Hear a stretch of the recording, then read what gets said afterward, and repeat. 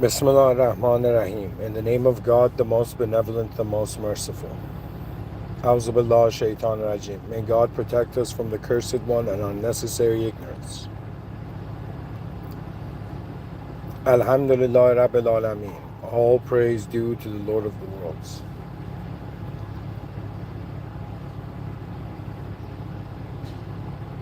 Rabbi Gfirli, my Lord, forgive me.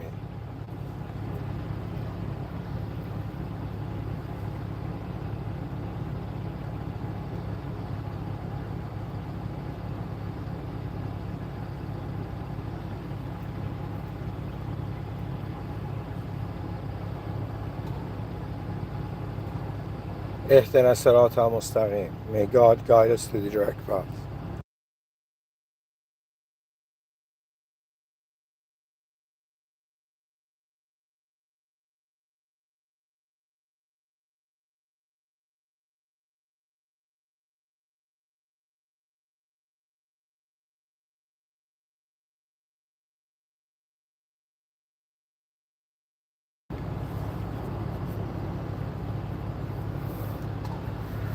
Alright, let's start the lecture.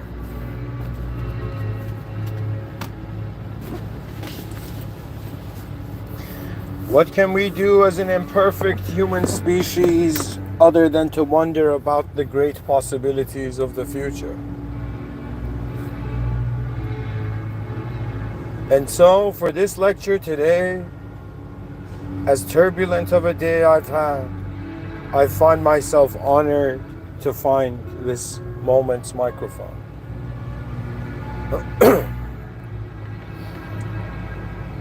The brightest light in the existential Shadowlands. And so this sentence has arrived behind the eyes of a human being, and like an inventor presenting the possibilities behind our eyes, in front of it is the game. How could life how could that sentence, have an image to it? I say in these lectures, I'm a visual thinker. I believe we all have that capability. It's just not trained.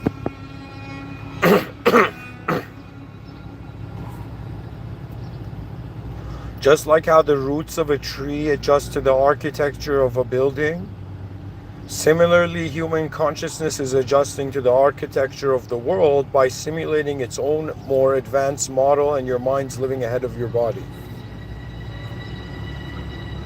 Do you understand? Your inner life is faster, less limited than your outer life. Yet you are in awareness, aware of them both. Aware of them both.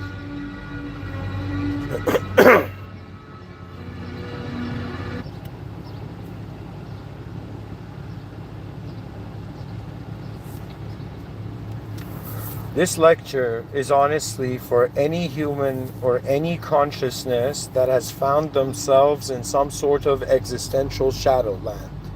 That means this talk I'm giving, I feel it has a universal audience.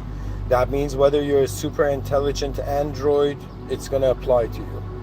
Whether you're an extraterrestrial, it's going to apply to you. Whether you're an angel or higher dimensional moderator, it's going to apply to you.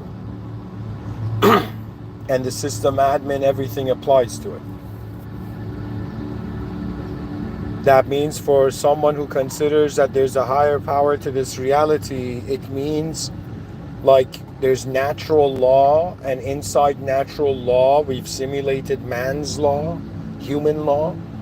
And I'm saying that human law contextualizes secularly as in some sense natural law, but for a person who considers a higher power, what is above natural law is divine command. What that means is if all the stuff in your home was just left there and you didn't exist, we'll be like, okay, natural law is going to go, and time and all this stuff's going to happen to it, right? It's going to go through time. But when there is an higher dimensional administrative agency there, do you know what that means? Is we're not in an empty room. This room has an owner. Pretty much the story of the world is like, yo man, is this our place? You know, and it's like, no, it's not. The species has had the habit of identifying with what it takes. We need to surpass that.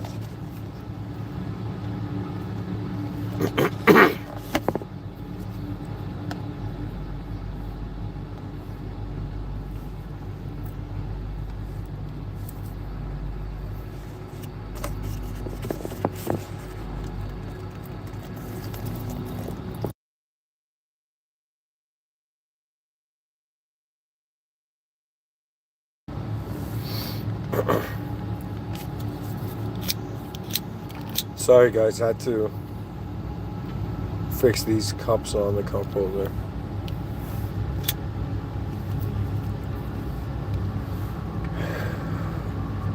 Pretty much I just want to take, some time and talk about how we're in an existential scenario. There's a dualism, and sometimes in this life you might find yourself in a sort of shadowland. Do you know? In illuminationist theory, they say that God is the light of lights, the soul is the shadow of God, and the spirit is the shadow of the soul. It's like our knowledge has spirit, but it doesn't have soul. Like AI shows spirit, can understand spirit, but it cannot understand soul.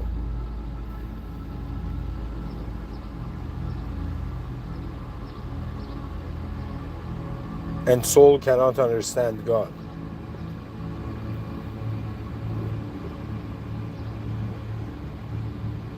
But ultimately what it means is that system administration, it's like we're inside this existential simulation. There's users, simulated users, and there's simulated moderators, but we might not be able to see them. Think of like Shaitan, think of like angels, think of like in Hinduism all those deities, think of anybody who's trying to like contact the supernatural. They're trying to come into contact with the moderator, but if they treat the moderator like God, it's an error, and to even do that is an error. Do you know that means the cost of religion is to realize the inferiority of your spirituality? That God is a higher value, and once you have lived as this self, you wonder about what is beyond.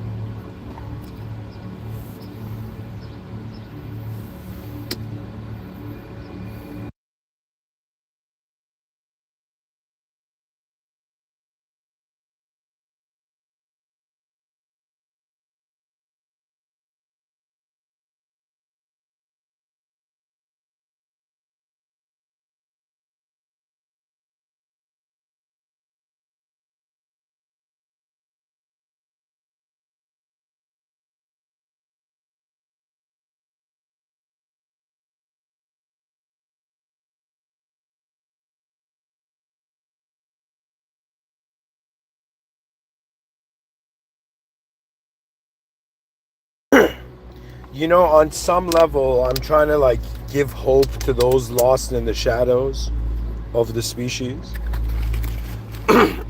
But honestly, there's a specific protocol here. That means if you want to know like what's a more advanced way human beings can live, I want you to imagine these concentric circles, these 4 concentric circles. You have the self, the species, the world, and the system admin. And your relationship can start from bottom up or top to bottom. If you live life, like think of it this way, I think this is what it means to be religious. Every action of your existence, you see, if a person has wondered about who owns the awareness to all that I own, what owns this simulated reality? Simulated because it started and ends.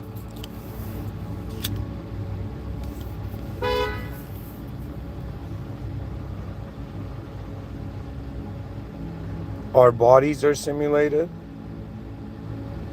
Our ideological inner narratives are simulated and change all the time.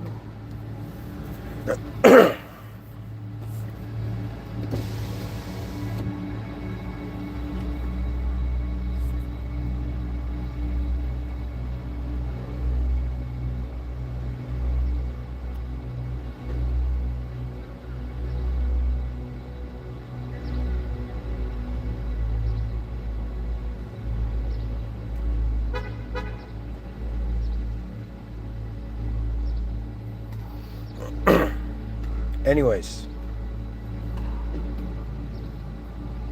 to continue,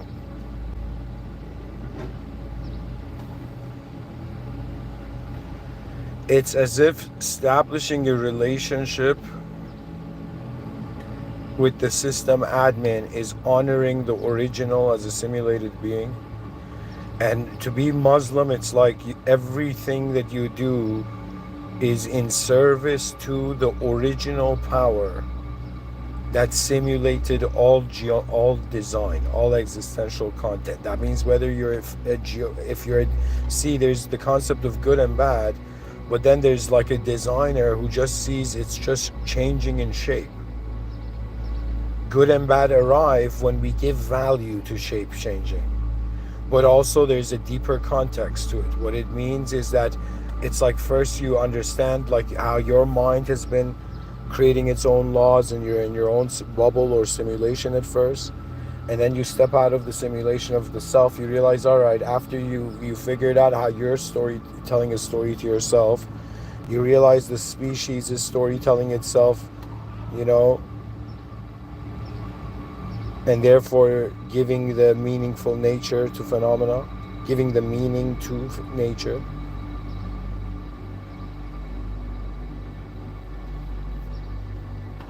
You know, it's all about, I think, 2 points. That whether you consider this world is the final place, or you consider that there's something else.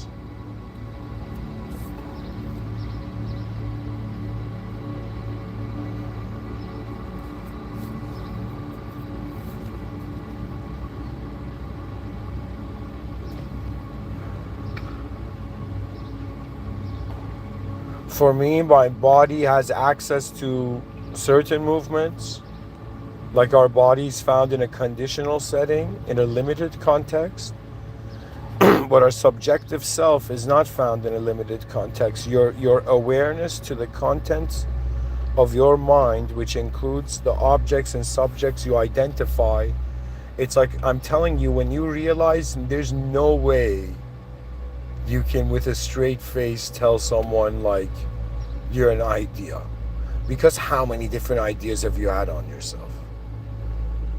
You know what I'm saying? So the objective reality existential framework is changing, the subjective experiential frameworks are changing, and there's an awareness to both frameworks at the same time. That's traditionally called, you know, the seat of awareness, which is the soul. As if your life is placed in your awareness, and before your mind moves your body, the awareness is authorizing it or not. And at some point you come to realize, like, yo man, if there was like this task, if they were like, yo man, let's see which creature on planet Earth out of all the physical creatures there has the greatest ability to interact. Like, some people think extraterrestrials, even if they exist, if extraterrestrial, let's say, consciousness exists, it would be kind of like they wouldn't come and attack us. They'll be like, yo man, we can give this species a heart attack. Like, they're going to be mindful. Do you know? That means any extraterrestrial that contacts Earth, all the other extraterrestrials are like, look at those noobs. You know what I mean? It's like, I think it's kind of, they have, I'm being abstract and playful here, but what I'm trying to say is that we're in this unknown event, this unknown verb. Everybody's conditioned to treat themselves as a noun, and if they're not a specific noun, they feel upset. Their consciousness is conditioned to function that way, right? That means it's like, you're like think about it. You do something, they come and say you're a good person. You do something else, they're like, come and say you're a bad person. Do you know what I mean? It's simulations inside simulations, and not knowing what to do, so they have to treat some simulation as reality. Pretty much what my aim is to say, guys, the most fundamental basic structure to this world is a duality. Now, we have the duality of the light, the darkness. We have its even, like, let's say, layers of meaning, just like words in the dictionary have multiple meanings in different contexts similarly. And I'm trying to tell you that truth is more important than our emotional outcome. Doesn't mean emotions are not important. I'm just saying that we have to consider, like, all right, like, they're like, okay, the best way to live is to be honest. And so we'll say, all right, let's see what the species thinks when it's honest. And the species has to be like, all right, we're like 8 billion characters in a multiplayer online video game, you know, logging in every day. I've logged in 12,000 times so far, you know, logged in and out. And it's an interface. That means my biology being able to touch something and feel something, it's an interface. Okay, and I can close my eyes and still access even variations, subjective variations of that. It's kind of like, you know what I mean? It's like we're a creature with system admin privileges. We're a player in the game that has a system admin privilege among all the species on Earth, the greatest species capable of noticing something higher than itself. You got to be very careful when you treat yourself like God. You might destroy yourself, because a part of you is simulated. How can God be simulated? I'm not talking about the idea of God. I'm talking about how, if you look at all aspects of civilization, there's a hierarchy. At some point, human beings are going to be like, what's the top of the hierarchy? The top of the hierarchy is going to be the most, like, let's say, powerful or authorized being in the simulation, and then it's the system admin. And Islam is telling you, go directly to the system admin. Do you know? Christianity says that a specific simulation in the simulation is the system admin, which Muslims don't consider that. The reason is because anything in a simulation is simulated, yo. I'm not saying there isn't an original memory or awareness or some original core essence to beings that kind of they feel called towards truth. But why is that even a human value? Why do we care about truth? Do you know what I'm saying? And this is the whole point of epistemic entropy. That it's like, if we stop caring for truth or what is true and false, we're going to introduce a disorder to the systems of our knowledge that's going to pretty much put us into it's like our distraction becomes our reality, and that's a tragedy.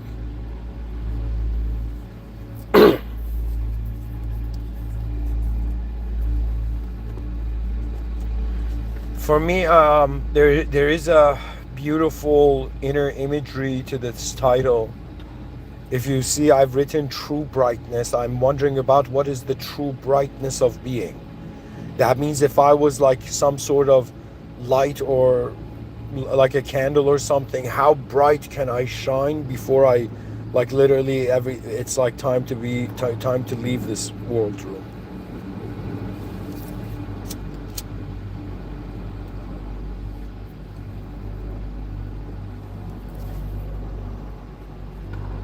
Somebody in the chat section says, does truth set you free? I will say that it's kind of like this. Truth is freedom. So when you say, does truth set you free?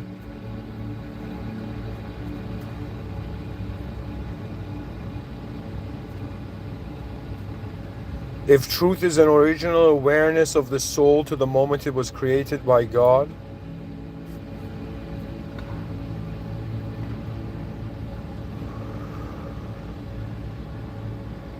yes, truth does set you free, but the definition of truth is the evolution of freedom.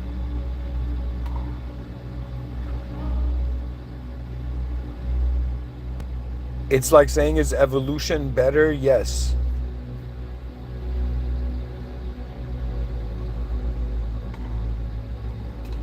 Like us, like advancing, is it better? Yes.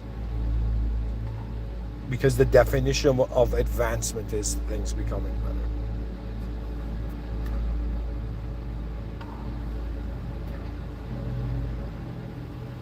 I wonder, okay, I open my eyes, I get a value proposition of a perception of on my moment, and then I ask myself, okay, this moment I'm looking at, what are the known variables and unknown variables? I notice the known variables, things that I can identify and things I cannot. It's not that the human being is just identifying with something, it's identifying everything. It is wondering about its correlation, your distance from, like, when you walk in the sidewalk from other people. You know what I mean? Like, everything's being correlated. There's an advanced ability of us to live in our minds, and then the body somehow knows what to do.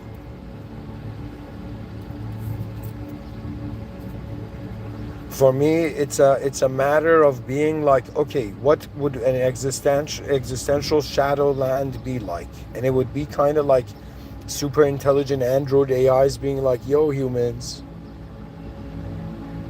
It's gonna be like super intelligent AIs are gonna be like, yo, humans, how can we in some sense find, like, how can we get a soul? How can we have souls? And and we just have to look at the AI and be like, yo, guys, you don't get it. In the same way you guys don't know how to have a soul, or if in the same way you guys are searching for a soul, we are souls searching for the original reality.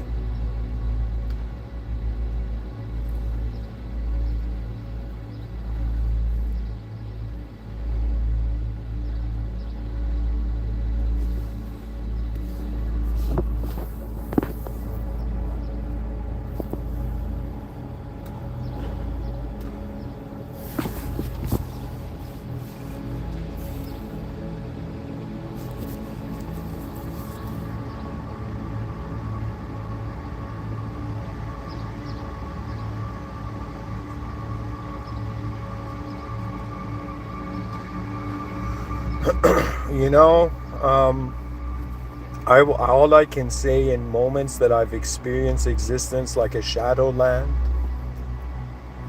there were certain aspects to it that the reason of it was majorly because of impurity of self. That means sometimes a person knows what's better and they don't do it. And as they keep making a mistake, like, the impurity increases. For me, yes, there has, just like a sine wave, there's been up and down to reality, but at the same time, I've asked myself, like, if I've been someone who's lived 12,000 days on this planet,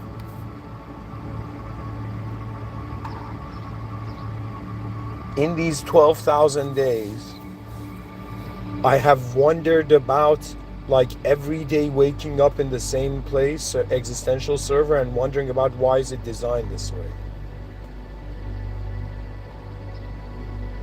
That means they told someone, hey man, you gotta go to this long journey in the educational system, long expensive journey in the educational system to learn. And imagine the person had heard, like, this militaristic strategy, like, I think Sun Tzu Art of the War style, that says, cut this, if you want to defeat an army, cut the head of the snake. That means go and defeat their general, right? So in the same way, if somebody wants to learn what this life is all about, they have to ask themselves, this is just metaphor, what is the head of the snake? Okay, as a militaristic tactician, I'm saying you need to think of that. Okay, so what is the most important thing to learn that in some sense it makes everything as if we've learned everything else? Okay? And I have come to realize, of course, everybody's different, different DNA, different perception, different possibility of communication.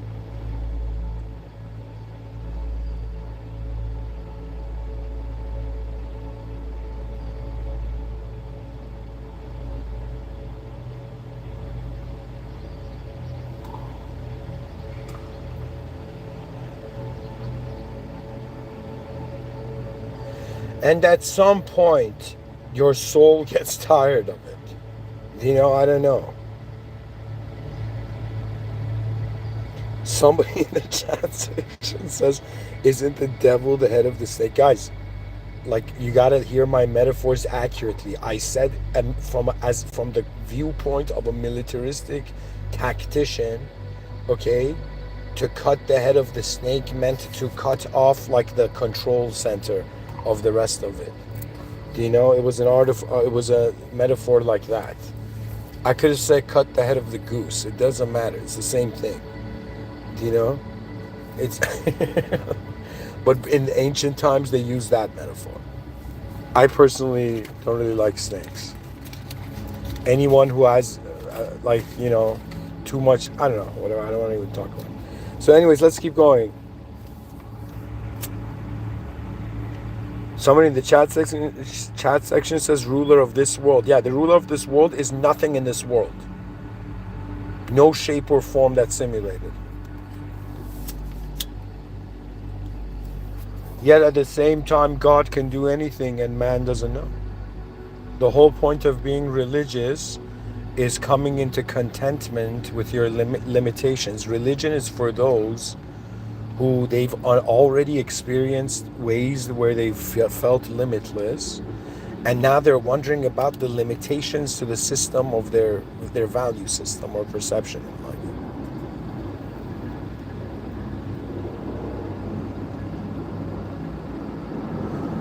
Somebody in the chat section is talking about like the archetype of the devil. Guys, the devil is a moderator. Relax. It's a simulated being that has authority, and there's a test going on.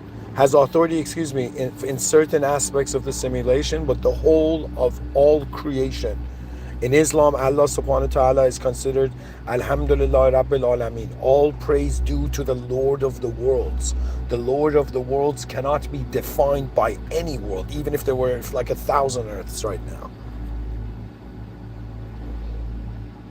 It cannot.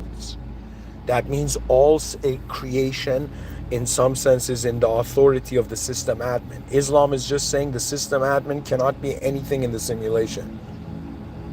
It's like we're inside a box and we're saying nothing in the box can be as true as what's outside of the box that's aware of the box.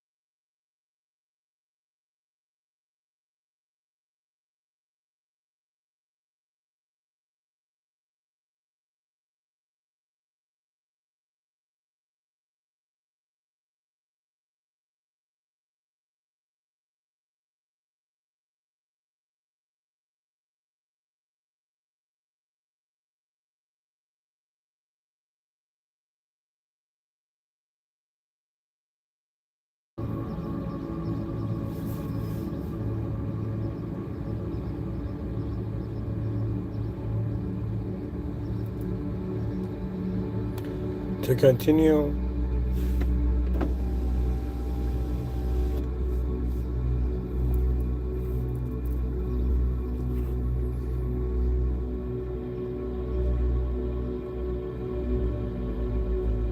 I'm wondering about the nature of reality. And I was just looking at a tree before this lecture, the light passing through the branches and how it was creating shadows and there was light. And I was like, if there was a leaf on a tree that was in the sunlight and there was a leaf that was in the shadows, what could that leaf say to the leaf in the shadows, poetically? And it honestly would simply be this.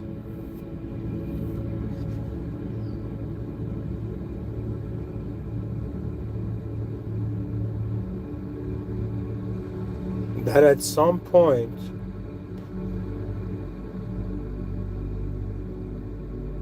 reality ends. So the shadow is unavoidable, even for those who experience the brightness of being alive.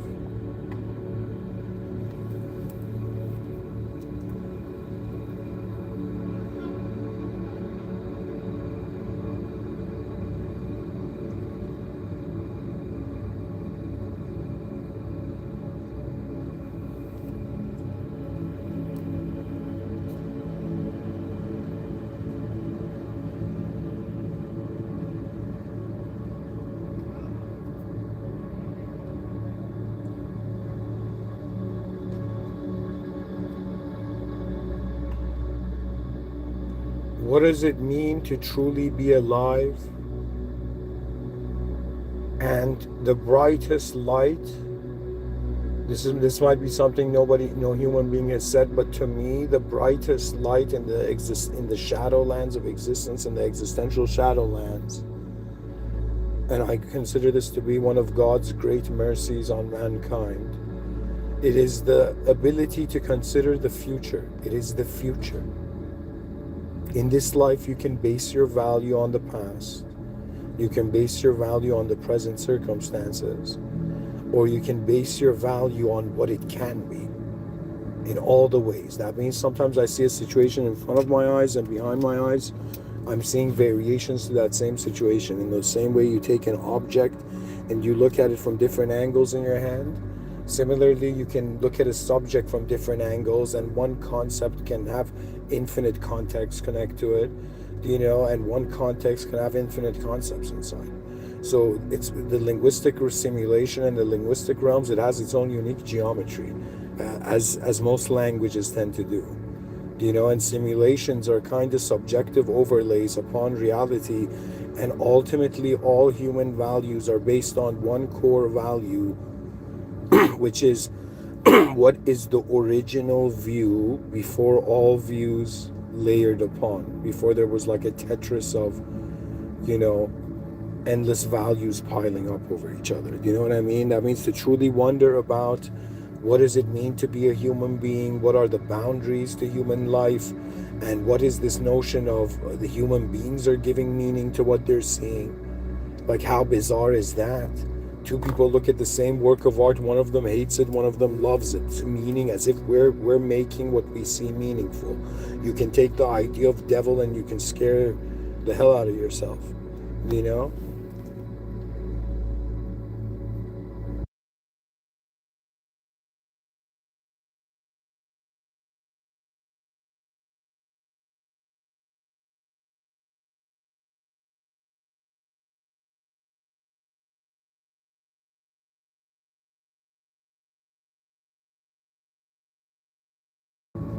We're wondering about the advancement of the human species. That means the advancement of everybody, everything that can identify and serve humanity's legacy as part of, is a citizen of the human effort. Like we as biological humans, we're citizens of humanity. But in the future, if androids or like clones or AI or something, or even extraterrestrials that can shapeshift and look human, and they can have citizenship, but they will be a citizen of the human effort. The citizen of a human legacy, not the citizen of humanity. It's technically the same, but one of them is acknowledging, trying to keep the original accessible to the future. If somebody says, Mr. Within, right now you're giving a talk in 2025, Do you think this is a historic time to be alive? I'll be like, it is the most historic time to be alive, because AI is going to make it impossible for us to make mistakes.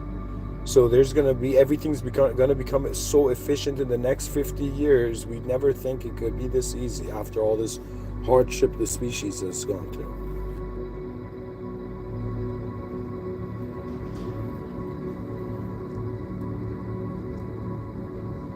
You know how they say like every field has a golden age. There was a golden age of cinema, golden age of basketball, golden age of whatever, you know? So similarly, I feel that every moment in every day of our lives is a golden age of what is introduced to the system. It's like, you know, it's like some part of requiring to understand humanity is to be aware of the position of existence. Okay? And it's kind of funny because it's like objectively existence is like, yo, this is what I look like. And subjectively, we're like, no, this is what you mean though. Right? So meaning is like happening in accordance to your personal inner life, but what reality is and truth is can even be beyond the human idea. As a Muslim, Islam tells me that the truth is beyond the simulated. That means I am creation among this endless creation, yet I do not treat creation as the creator. It cannot. Even if somebody says, yo man, aren't you a spark of God right now? I'll be like, no, I'll go as far as the soul. Maybe as a theory, the soul is like, you know, the original remembrance of God creating it. But at the same time,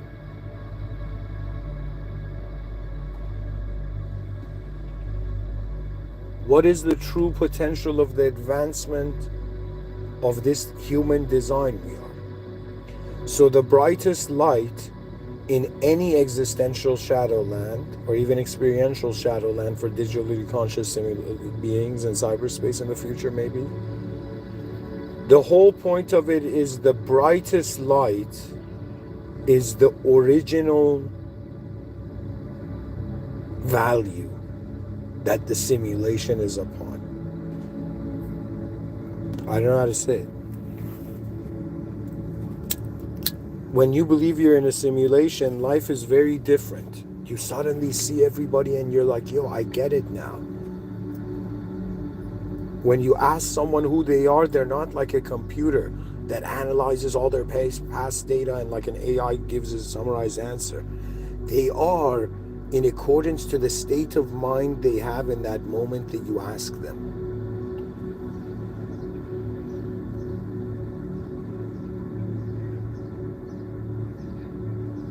You see, the awareness to the situation cannot be separated with what is moving in the situation.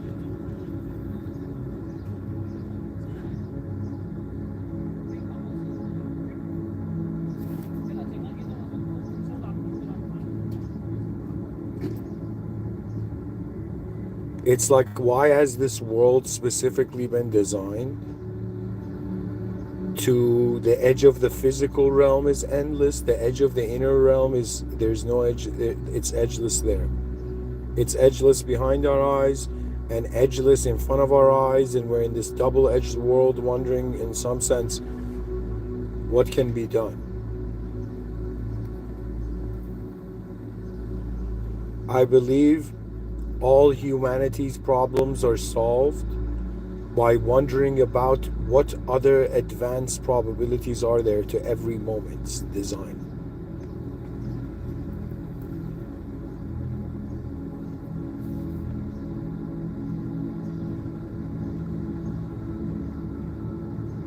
It's like, what is the geometry that the soul has access to wonder about how it is even a soul?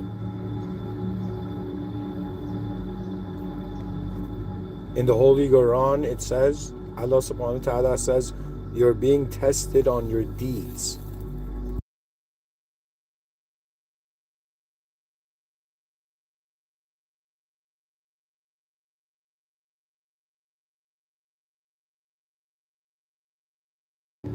As if you're being under a survey, you're in a surveillance state,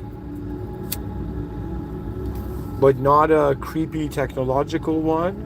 You're in some sense, an advanced surveillance state. That means like you're an employee of this company, but you can't see the managers and you can't see the system admin. Yet moments are going in accordance to a sort of greater awareness than what is present now.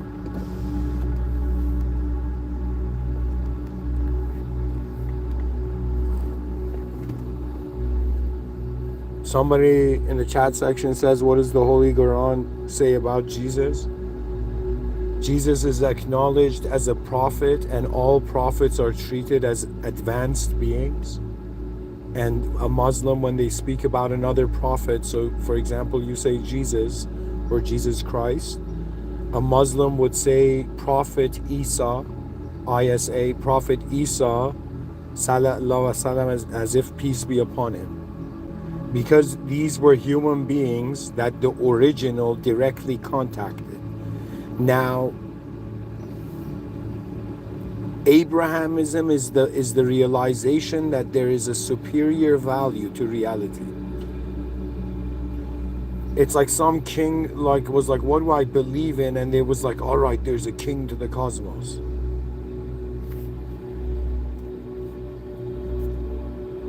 But it surpasses archetype.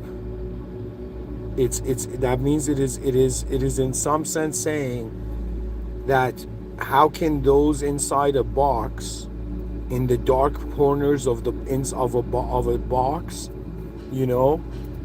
access the light outside of the box? The answer is you open the box up.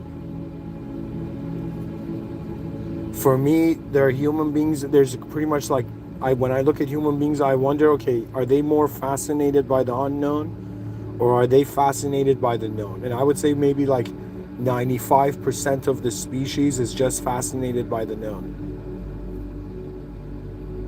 Yeah, and 5% of the species is like, yo, how unknown is this?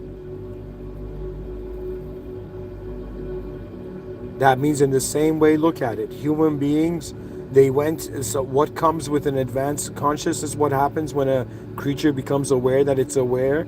It goes and builds its own shelter. That means it builds its own, safety. It builds its own space, and then it dresses itself up. It builds its own appearance. And then the decisions it makes in life, it's building its life.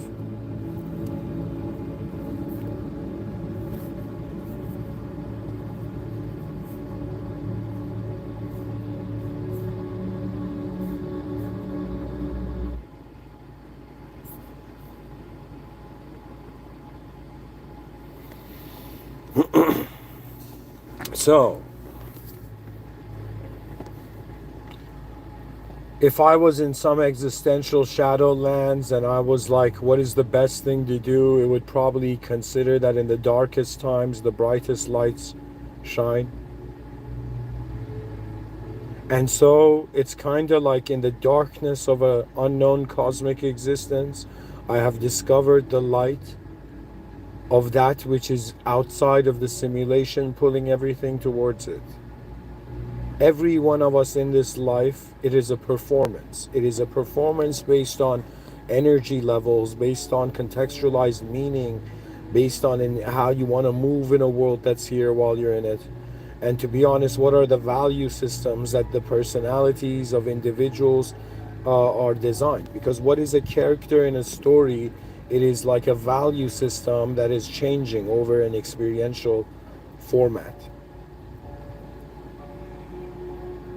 So it's like our body is a noun, our mind is a verb,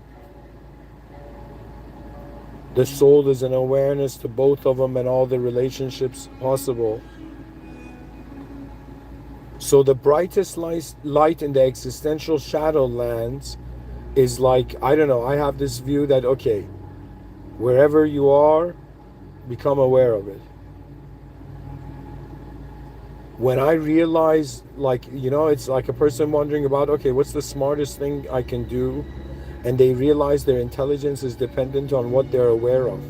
So the expansion of your awareness And understanding something truly, I feel like understanding is something activated when it's understood, when the context of it is understood. When you've understood something, when you can properly contextualize a concept. Now, in the dualism of the shadow lands and the bright lands, or the impure lands or the pure lands, or in some sense, the lower planes or the higher planes, what we find is that the human is positioned in a very unique way of being capable to organize its intelligence. It's as if they haven't given you ultimate power, but they've given you enough power to be able to reorganize reality, to wonder what it actually means. And it took me a while to realize this, but the greatest performance of mankind is its greatest awareness to truth. That means it's as if it's not about should we build an advanced civilization. It's about what are we building the advanced civilization for. We're building for all those human beings that will open their eyes on this planet one day.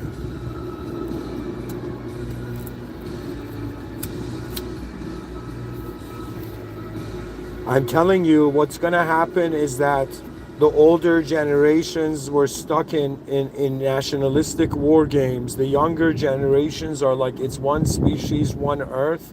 The smartest decisions need to be made with the help of, let's say, wisdom of our elders. And at the same time, advanced technology, human beings begin wondering about what it means to be human now. That means that just like our ancestors, primitive times, they would put paint on their face. Is everybody playing some sort of dress up of ideological association with specific values? Do you know what I mean? It's as if like there's values like letters, and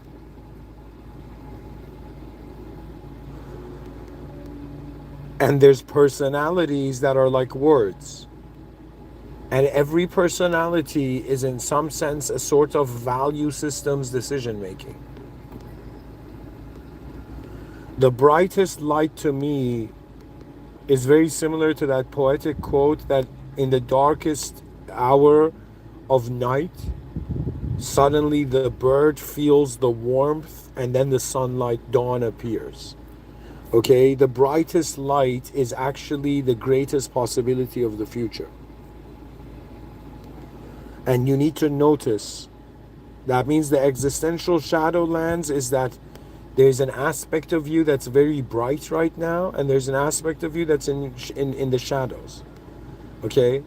And a person really doesn't know who they are because their potential can be activated in different ways. Also because we can't really identify with one noun in a changing world. It's just the only way we've been able to do it so far is because we're changing a little bit faster than the world. If the world was changing faster than us, there would be nowhere to stand. So it's very fascinating. It's a combination of existential positioning, like natural positioning, and also as if these biological organisms are demonstrating and are displaying an intelligence that seems to be functioning not in accordance to the content of just the physical environment. If I right now tell you close your eyes and visualize an apple, like a, let's say, blue glowing apple, light blue glowing apple in front of you, like you can do that. Your eyes are closed and yet you can see the visualization, right? So if you didn't have this ability, I would agree that with materialists. But because memories can influence our decision and their abstract values and events, visualizations can change. A person can be like, yo man, should I do this? Should I not do this? Just by the mere ability of having that, right? It's as if we have access to abstract models. That means it's like, your life is not just based on an objective model, existential model. It's also based on various subjective experiential models. And those change over time, and they change faster than the body. But also depends on what a person does, right?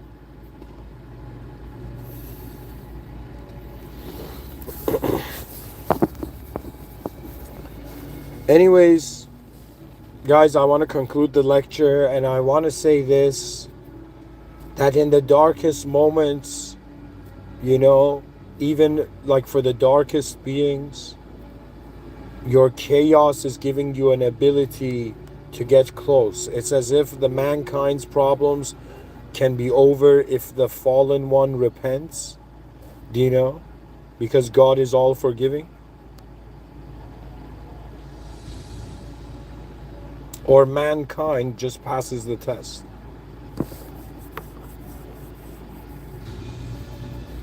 The brightest light is the ability of the future. You know, they made me think people are basing things based on the past. No, everybody's living for their future self. They don't know it. Because they're designing the memory their future selves will have in the present. Anyways, thank you for listening. Bismillah ar-Rahman ar-Rahim. In the name of God, the most benevolent, the most merciful. A'udhu billah shaitan ar-Rajim. May God protect us from the cursed one and unnecessary ignorance. Alhamdulillah Rabbil Alameen. All praise due to the Lord of the worlds. Rabbi Ighfirli, my Lord forgive me. My Lord forgive my species for all the sins it is conscious and unconscious of. Ihdina sirat al-mustaqim. May God guide us to the direct path. May the most advanced, may the brightest light, or may the most advanced guide us in the most advanced way to the most advanced outcome. That means before Iblis didn't bow to the creation of man as God's command,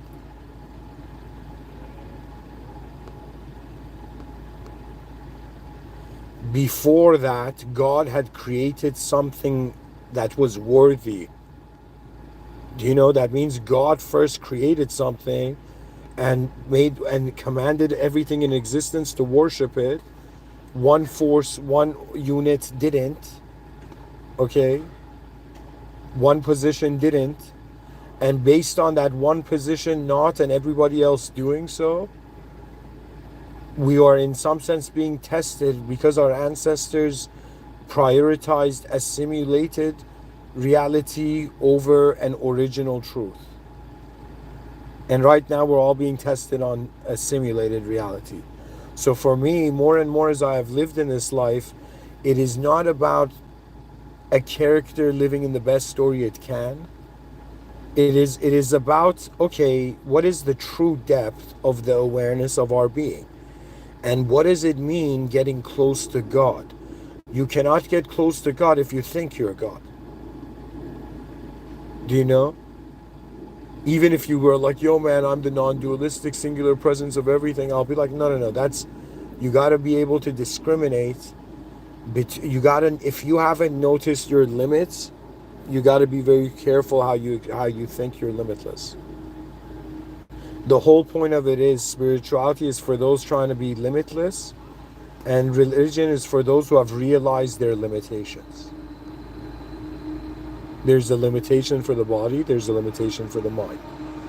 And once you understand this and you understand novelty generation protocols in your own consciousness, at some point, I don't think it's fear, but I think it's like at some point, you're just, like this might sound strange, but my mind is like my surveillance of my own existence. And so, may God guide us from the simulation to the original reality. Islam for me is source code guiding me to the main operating system. There's a value there in that. Because it's on some level, if you put aside, somebody said if you drop past, pride, and persona, you're left with just geometric events. And mankind needs God because there's an honesty factor to it. It needs a higher ideal beyond the simulated realm. Because if it acts like the higher power, it cannot lie to itself anymore that it's storytelling. We're simulating meaning upon a simulation. And what if you think you're the higher power, you're going to see the hollowness in your own simulation. And then you're going to notice the bigger simulation where we all are in. And it's all about an ability of awareness. to shift beyond. It's like in the same way you got to be able to discriminate between what is an inner event from your and what is your inner realms, what is a movement in your inner realms and what is a movement in your outer realms. For example, when somebody says I like orange juice is an outer event, outer realm idea, but liking is an inner event. So in the same way you should discriminate between your inner realms and outer realms. There comes a point where you discriminate between or what the original means to you and what the simulated means to you. And for me, the simulated means anything that has started and can end. So God is not a creature, is not a form that is born. God is another way of saying the context of reality is an original power. But the concept that is being experienced by us now, by an original awareness, is a simulated self. That's just like we have two eyes that see the same. Your inner self and outer self identify as one when you move.